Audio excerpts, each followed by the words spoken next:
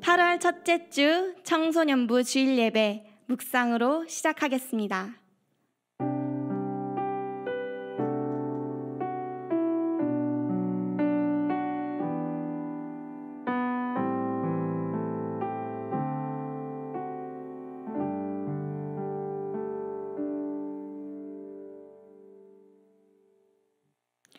사도신경 하겠습니다.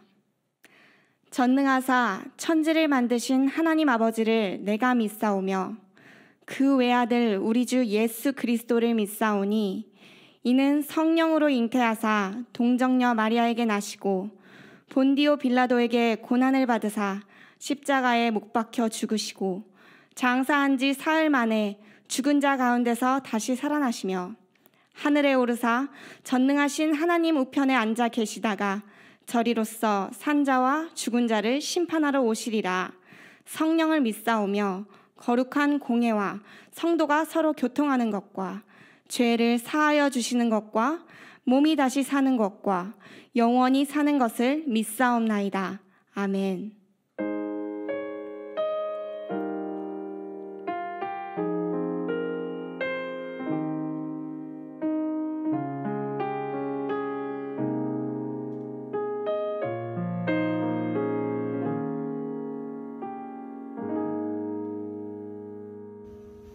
사랑이 많으신 하나님 아버지 감사합니다. 오늘도 저희 청소년부가 예배드릴 수 있게 도와주셔서 감사합니다. 비록 코로나로 다 한자리에 모이지 못하지만 빨리 이 시기가 끝나서 모두 한자리에서 하나님께 예배드릴 수 있도록 도와주세요. 말씀 전하실 이사야 목사님을 은혜로 지켜주시고 선생님들도 은혜로 지켜주세요. 이 모든 말씀 예수님 이름으로 기도드렸습니다. 아멘. 할렐루야. 할렐루야. 잘 지내고 계신가요? 여러분 너무 보고 싶습니다. 서로 눈을 맞추면서 같이 예배드리고 찬양드리고 싶은데 그렇지 못해서 너무 아쉬운 마음이 있어요. 하지만 우리가 어느 자리에 있든지 하나님은 우리의 찬양을 온전히 받으신다고 하세요. 우리가 기도하고 예배하고 설교하고 이런 것들은 다 나를 위해 사람을 위해서 하지만 찬양은 오롯이 하나님께 올려드려진다고 해요. 그러니까 내가 오늘 비록 집이지만 집에서라도 내가 찬양을 부르면서 박수치면서 하나님께 올라갈 그 찬양을 생각하고 하나님이 나의 찬양을 받고 기뻐하실 것을 생각하면서 오늘 예배 시작했으면 좋겠습니다. 찬양합시다.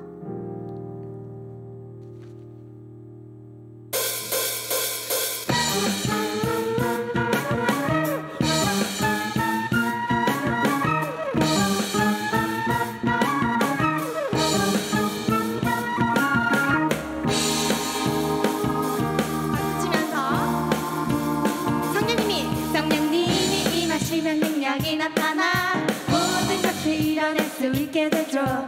참선한 것이 선한 것이 여기 일어나네. 아멘. 어두움을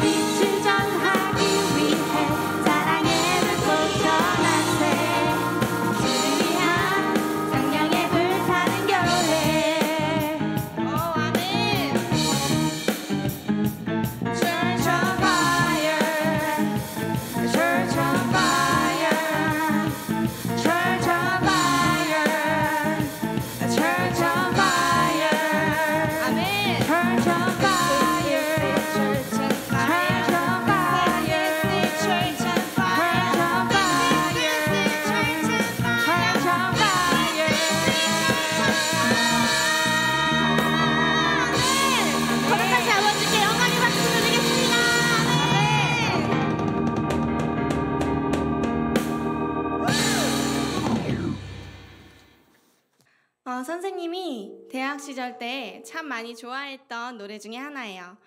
생명 되신 주님, 우리 다 함께 찬양합시다.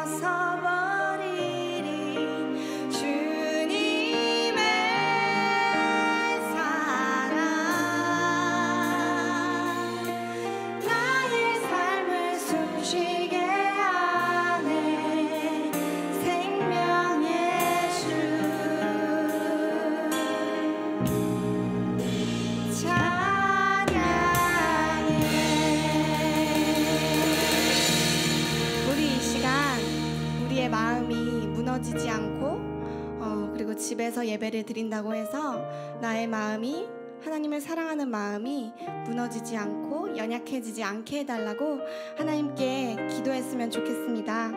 나의 찬양 온전히 아버지 받아 주시옵소서. 다 함께 기도합시다.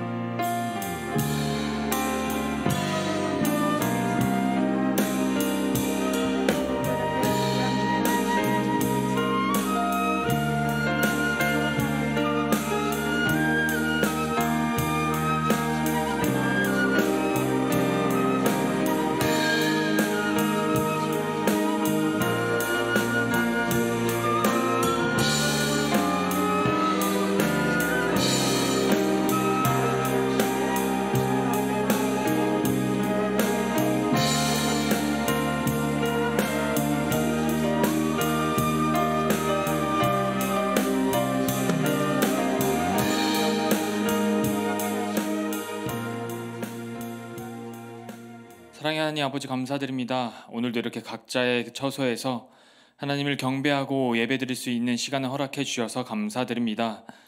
하나님, 이렇게 온라인으로 하나님께 예배드리는 것이 쉽지 않음을 알고 있습니다. 그럼에도 불구하고 이것이 오늘날 우리에게 주어진 신앙의 싸움임을 우리 청소년부가 기억하게 하여 주셔서 예배드리는 이 시간 신령과 진정으로 예배드릴 수 있는 시간이 되게 하여 주시옵소서. 예수님 이름으로 기도드렸습니다. 아멘. 여러분, 8월입니다. 8월이 됐음에도 불구하고 계속해서 언제가 될지 모르겠지만 저희가 영상으로 계속 예배를 드리게 될 텐데, 아까 기도했던 것처럼 쉽지 않은 상황이고 모이지 말라 그러고 교회 가지 말라 그러고 여러 가지 어려운 상황인데, 이것이 오늘날 우리에게 주어진 신앙의 싸움임을 여러분들이 기억하셔서 지금 이 시간 예배드리는 이 한 시간만이라도 하나님께 온전히 집중할 수 있는 시간이 되었으면 좋겠습니다. 저희가 6월, 7월 이 2달 사이 동안 신약 성경에 있는 에베소서를 통해서 교회란 무엇인가에 대해서 쭉 공부하면서 배웠죠. 말씀을 들었죠. 이제 8월부터는 이제 구약 성경의 출애굽기를 통해서 아브라함을 통해 하나님이 계획하셨던 내가 너로 인하여 큰 민족을 이루겠다. 너를 통하여 모든 열방이, 모든 민족이 구원을 얻게 하겠다라고 했던 하나님의 약속이 어떻게 이루어지는지, 그 시작이 어떠했는지를 보고, 동시에 이 출애굽 시대의 하나님 나라의 백성들 한 이 공동체를 통해서 오늘날 우리 교회, 저와 여러분 한몸된 우리에게 어떠한 메시지를 던져주고 있는지를 한번 살펴보도록 하겠습니다. 오늘 본문은 출애굽기 1장 6절에서 14절 말씀, 출애굽기 1장 6절에서 14절 말씀입니다. 저와 여러분들 화면 보시면 되고 성경책 꼭 피시고요. 설교 노트 피시고 화면 보면서 같이 큰 목소리로 봉독하도록 하겠습니다. 시작. 요셉과 그의 모든 형제와 그 시대 사람은 다 죽었고 이스라엘 자손은 생육하고 불어나 번성하고 매우 강하여 온 땅에 가득하게 되었더라. 요셉을 알지 못하던 새 왕이 일어나 애굽을 다스리더니 그가 그 백성에게 이르되 이 백성 이스라엘 자손이 우리보다 많고 강하도다. 자, 우리가 그들에게 대하여 지혜롭게 하자. 두렵건대 그들이 더 많게 되면 전쟁이 일어날 때에 우리 대적과 합하여 우리와 싸우고 이 땅에서 나갈까 하노라 하고, 감독들을 그들 위에 세우고 그들에게 무거운 짐을 지워 괴롭게 하여 그들에게 바로를 위하여 국고성 비동과 라암셋을 건축하게 하니라. 그러나 학대를 받을수록 더욱 번성하여 퍼져가니 애굽 사람이 이스라엘 자손으로 말미암아 근심하여 이스라엘 자손에게 일을 엄하게 시켜 어려운 노동으로 그들의 생활을 괴롭게 하니 곧 흙 이기기와 벽돌 굽기와 농사의 여러 가지 일이라. 그 시키는 일이 모두 엄하였더라. 아멘. 출애굽기 1장이고 출애굽기의 시작이죠. 저희가 작년에 좀 봤을 텐데 이제 다시 이 교회 공동체의 메시지를 좀 초점을 맞춰서 다시 한번 출애굽기를 보게 될 거예요. 출애굽기 1장 오늘 본문의 첫 번째 이제 주목해야 될 이 문제 제기, 이 이야기가 어떻게 해서 진행이 되냐면 1장 8절 한번 볼까요? 1장 8절 다 같이 한번 읽어봅시다. 시작.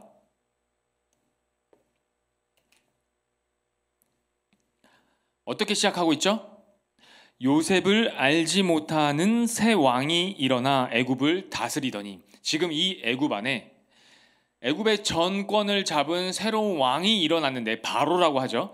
애굽의 모든 왕들의 호칭은 바로예요. 과거에도 바로고 지금도 바로인 거예요. 이 새 왕 바로가 어떠한 자라고 지금 성경에서 소개하고 있냐면, 요셉을 전혀 알지 못하던 자라고 해요. 요셉을 알지 못하던 자. 우리 이 출애굽기 1장 한 장만 넘겨볼까요? 뒤로. 창세기 50장이죠. 창세기 50장에 보면, 이 마지막에 보면 요셉의 마지막 유언을 볼 수 있는데 24절 한번 보겠습니다. 창세기 50장 24절. 요셉이 그의 형제들에게 이르되 나는 죽을 것이나 하나님이 당신들을 돌보시고 당신들을 이 땅에서 인도하여 내사 아브라함과 이삭과 야곱에게 맹세하신 땅에 이르게 하시리라 하고, 25절. 요셉이 또 이스라엘 자손에게 맹세시켜 이르기를 하나님이 반드시 당신들을 돌보시리니. 요셉의 마지막 유언의 중심 메시지가 뭐냐면, 하나님이 당신들을 돌보실 것입니다. 나는 여기서 죽으나, 나는 여기서 죽겠지만, 나는 지금 죽겠지만 하나님이 당신들을 돌보실 것입니다. 하나님이 반드시 당신들을 돌보실 것입니다. 그리하여 우리 조상들에게 약속하신 아브라함과 이삭과 야곱에게 약속하신 그 땅으로 당신들을 이끌어 나갈 것입니다 하고 하고서 한 장만 넘겼는데, 이 한 장 넘긴 게 실질적인 역사 연대를 찾아보면 400여 년이 지난 시점이에요. 그러니 지금 이 애굽의 새로운 왕 바로는 요셉을 전혀 알지 못하던 애굽의 왕이 나타나게 된 거죠. 근데 주목할 만한 것은 무엇이냐면, 요셉을 알지 못했다라는 것은 한 장 뒤에 넘겨보면 400년 전에 이 바로는 요셉을 알던 자죠. 근데 요셉만 알았나요? 하나님을 통하여 이 종이, 이 죄인이 감옥에 있었잖아요. 이 죄인이 내 꿈을 다 해석을 하는 거죠. 그의 입술을 통하여 나오는 모든 말들과 그의 입술을 통하여, 그의 행동을 통하여 나오는 모든 그 다스림들이, 모든 그 애굽을 향한 그 정책들이 그냥 일반인에게서 나올 수 없다는 것을 바로가 느꼈던 거예요. 아, 너는 정말 하나님과 함께하는 자구나 라는 것을 이때 바로는 알았던 거죠. 400년이 지난 이 바로가 요셉을 알지 못했더라라고 성경이 소개하고 있는 것은 무슨 말이냐면, 무슨 의미를 포함하고 있는 것이냐면, 요셉만 알지 못한 게 아니라 하나님에 대한 존재 자체를 모르던 완전한 세상의 왕이라는 거예요. 그 왕이 일어나 딱 봤는데 문제가 생긴 거죠. 무슨 문제가 생겼냐면, 9절 한번 볼까요?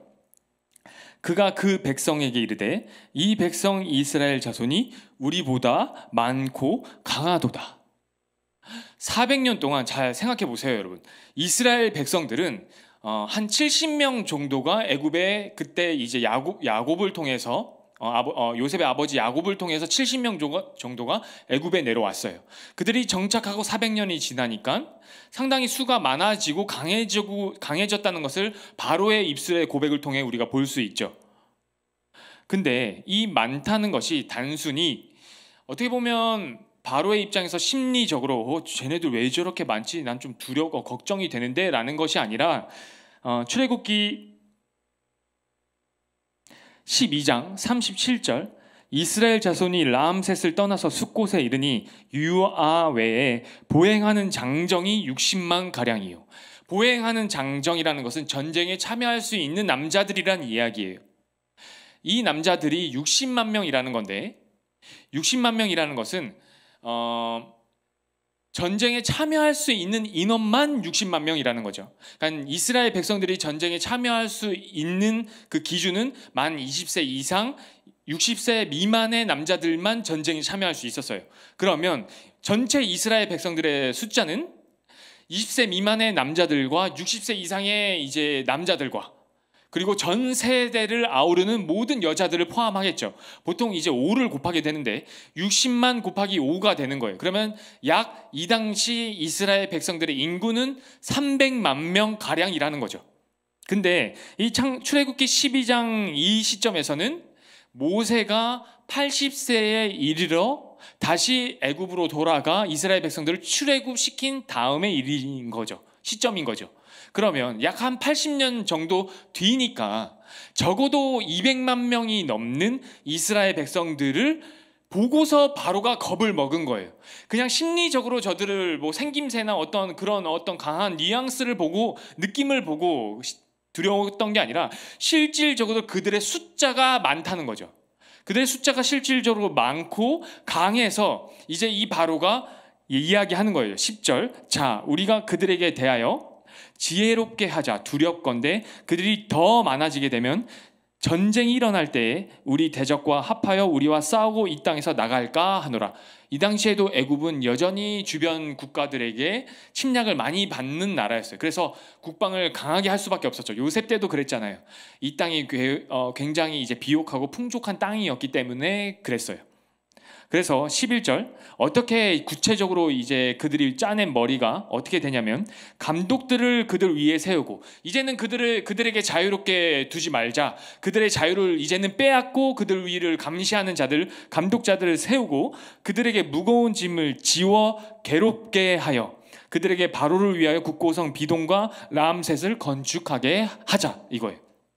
자, 이제 나를 위해 얘네들을 노가다를 시키자 이거죠. 근데 그냥 보통 노가다가 아니라 원래 새로운 왕이 이 애굽에선 새로운 바로가 탄생할 때마다 다시 도시들을 재정비하고 도시를 확장해 나갔어요. 그리고 자기 바로가 본인이 훗날 죽을 피라미드, 오늘날에도 발견되는 거대한 유적이죠. 거대한 이 피라미드와 그걸 지키는 뭐 스핑크스 이런 쓸데없는 애들을 짓는데 노동력이 굉장히 많이 필요했어요. 이제는 이 이스라엘 백성들을 그냥 두지 말고 자유를 빼앗아 그들을 그런 일들을 행하는 그 노가다를 시키는 일을 시키자는 거예요. 무거운 일들을 시키자는 거예요. 근데 그 무거운 일들을 시키는 게 단순히 건축을 위한 노동력 착취가 아니라 뭐라고 이야기하냐면 11절에 보면 그들에게 무거운 짐을 지워 괴롭게 하려. 일부러 괴롭게 하기 위해서 이 일들을 추가적으로 더하자는 거예요. 그냥 보통 괴롭히면 그냥 채찍질을 하거나 감옥에 가두거나 때려 죽이면 될 것을 그냥 그렇게 하는 것이 아니라 그 위에 괴롭게 하는 것 플러스 노가다까지 더하는 거죠.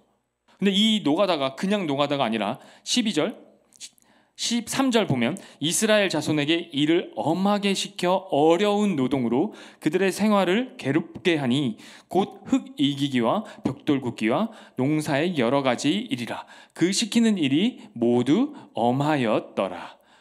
그 시키는 일이 모두 엄하였더라. 엄하다, 가루로 만들어버리다, 짓이겨버리다라는 단어의 뜻이에요.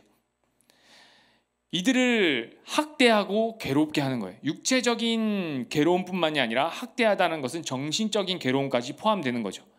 육체의 이 일이 얼마나 힘드냐면 이 몸이 짓이겨져서 즙이 나올 만큼 아예 짓이기다 못해 가루가 돼버릴 만큼 몸도 힘든데 정신적으로도 괴롭고 학대받는 일 가운데 이제 이스라엘 백성들이 그냥 한두 명이 아니라 수십 명이 아니라 200만 명이나 되는 이 인구가 이 자체가 다 그런 지경에 이 바로의 한마디에 빠져버리게 된 거예요.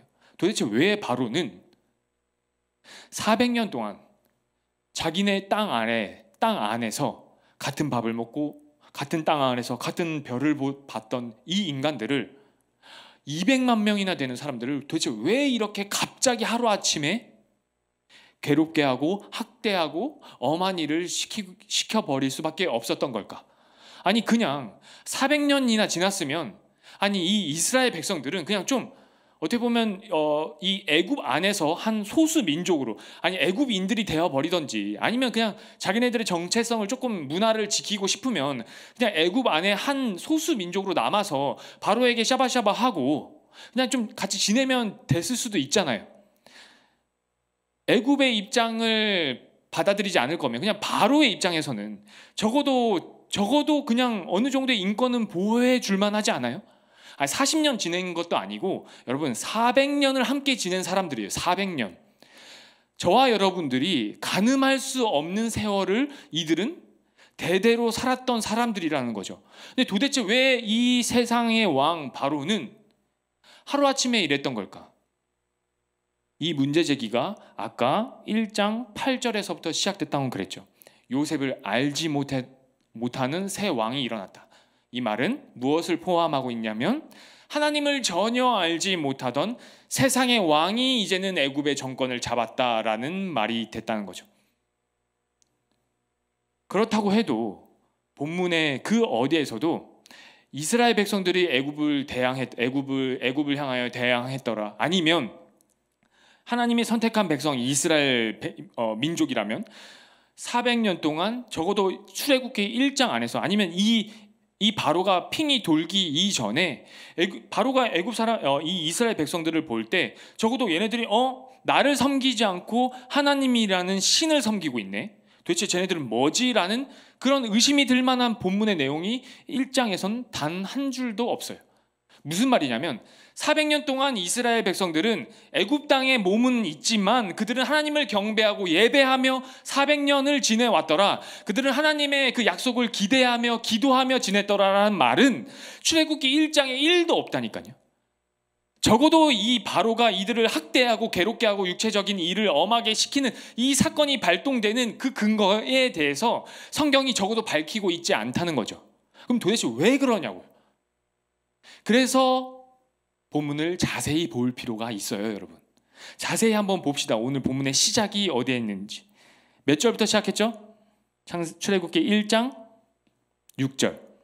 다시 한번 6절, 7절 여러분들이 읽어봅시다. 시작.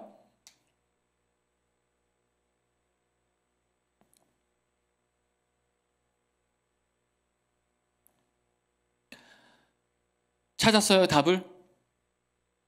답이 여기 6절, 7절에 있는데 다 찾으신 분 손들지 마세요. 안 보이니까 어차피.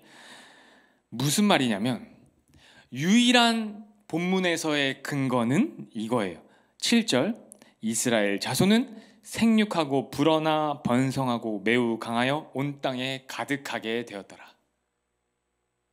여러분 어디서 많이 본 구절 같지 않아요? 창세기 1장 27절, 28절. 화면 보고 같이 봉독합시다. 시작. 하나님이 자기 형상 곧 하나님의 형상대로 사람을 창조하시되 남자와 여자를 창조하시고 하나님이 그들에게 복을 주시며 하나님이 그들에게 이르되 생육하고 번성하여 온 땅에 충만하라. 여기서 쓰인 단어와 지금 출애굽기 1장 7절에 쓰인 생육하고 불어나 번성하고 매우 강하여 온 땅에 가득하게 되었다라는 단어와 같은 단어를 쓰고 있어요. 무슨 말인지 아시겠어요?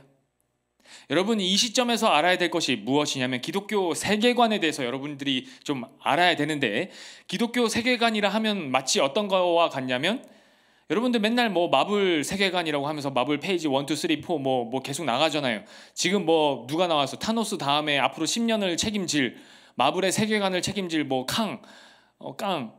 정복자 캉이 나왔잖아. 그런 세계관만 알지 말고 여러분들이 지금 이 시점에서 출애굽기를 시작할 때는 이제는 여러분들이 기독교 세계관이 어떻게 진행되고 있는지는 여러분들이 어느 정도는 아셔야 돼요. 근데 제가 신학적으로 뭐 대단하게 설명드리면 여러분들 못 알아들으니까 간단하게만 설명드리면, 하나님이 창조 사역을 시작하셨어요. 그렇죠? 창세기 1장을 통하여 창조 사역이 어떠한 것인지 우리에게 보여주셨어요. 그렇죠? 그리고 하나님이 예수 그리스도를 통하여 이 땅에 보내셔서 십자가에 달려 죽으시고 부활하심으로 구속 사역을 하셨어요. 그리고 예수 그리스도의 구속 사역을 통하여 이제부터 우리는 하나님의 이 창조 사역의 시작이 있었으면 그 끝, 완성을 향하여, 완성이라는 건 하나님의 사역의 완성, 하나님 나라의 완성을 이야기하는데 동시에 포함되는 의미는 종말, 끝이라고 이야기하는 심판의 날이라고 이야기하는 그 끝을 향해 하나님의 세계관은 직선으로 하나님이 일하시고 있다는 거죠. 하나님이 창조하셨고 하나님의 구속 사역이 있고 그리고 곧 하나님의 그 사역의 완성을 향하여 하나님의 일하심이 그 시간의 순서대로 이 모든 전 지구적인, 전 우주적인 그 모든 하나님의 창조물들이 그 완성의 그 끝을 향하여 가고 있다는 거예요. 오늘날 이 이스라엘 백성들은 이 창조 사역과 그 완성의 하나님이 그 세계관 중에 어느 시점에 와 있을까요? 하나님의 창조 사역과 동시에 안타깝게도 타락이 이루어졌죠. 그리고 하나님의 이 타락을 뒤집기 위한 구속 사역이 중간에 있다고 치면 이 이스라엘 백성들은 타락과 구속 사역의 중간에 있는 시점을 우리가 지금 접하게 됐어요. 여러분과 저는 어느 시점에 와 있을까요? 구속 사역과 예수님 왔다 가셨으니 구속 사역은 완성됐고, 그리고 그 끝을 향하여 가고 있는 이 지점에 와 있겠죠. 특별히 예수님께서 우리를 향하여 종말의 때가 가까웠다, 마지막 때가 가까웠으니 깨어 기도하라라고 하셨으니 곧 종말, 그 끝, 하나님의 그 시간의 완성이 곧 완료된다는 한 요 정도 시점의 각도 중요하니까 요 정도 시점에 와 있는 것 같아요. 정말 얼마 남지 않았어요, 여러분. 그 시점에 저와 여러분들이 있는 거예요. 여러분, 바로가 볼 때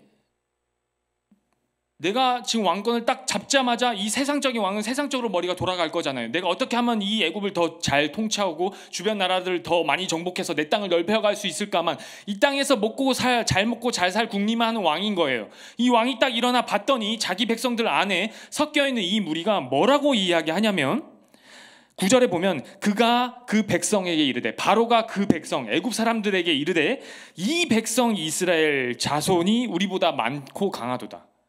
같은 나라 한 공간 안에 같이 숨을 쉬고 있지만 이 바로가 볼 때는 이 우리 백성과 애굽 백성들과 지금 이 백성들을 나누고 있는 거예요. 이 백성과 저 백성들을 나누고 있는 거예요.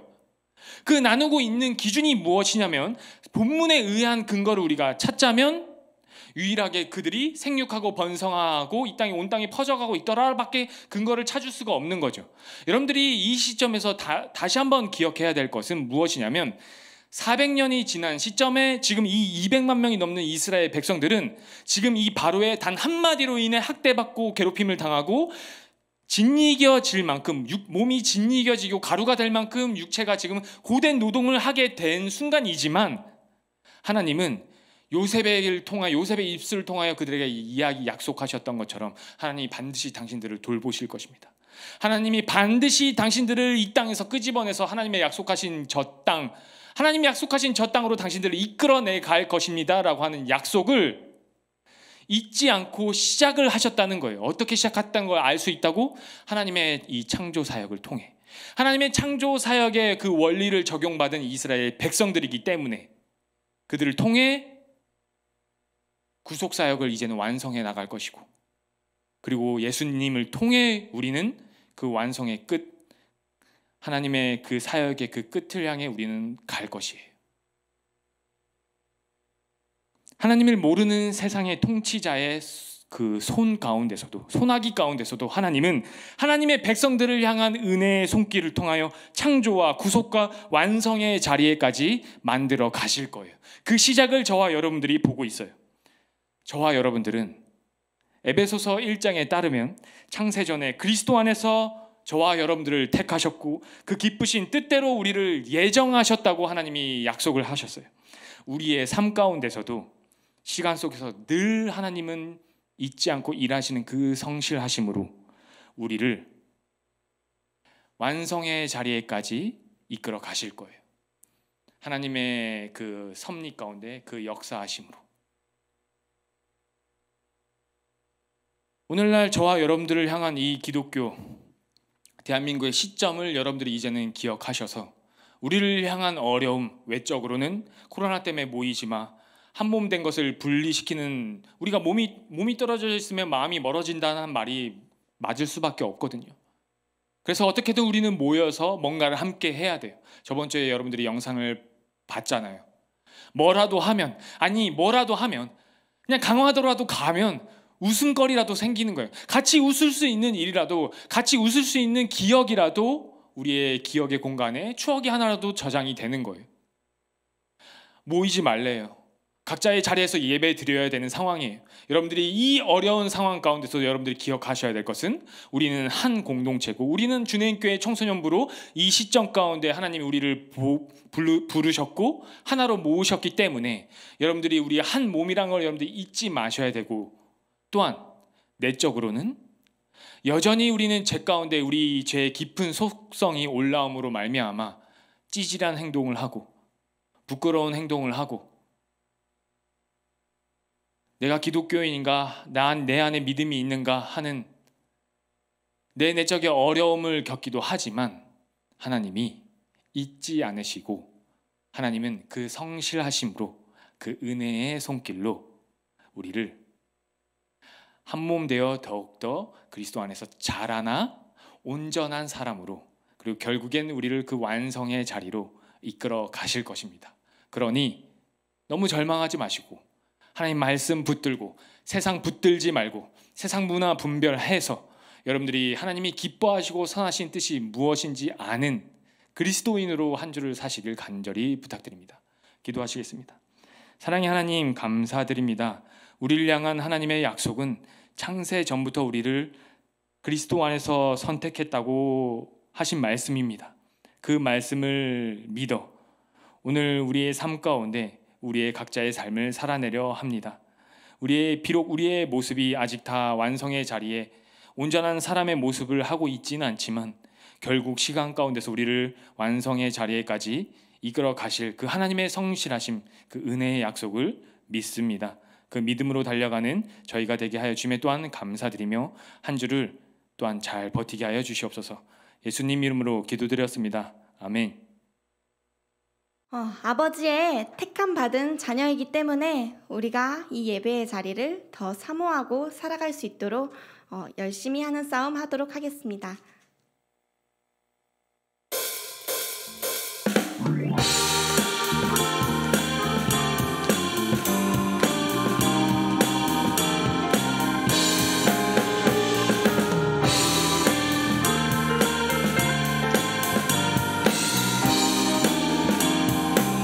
하나님의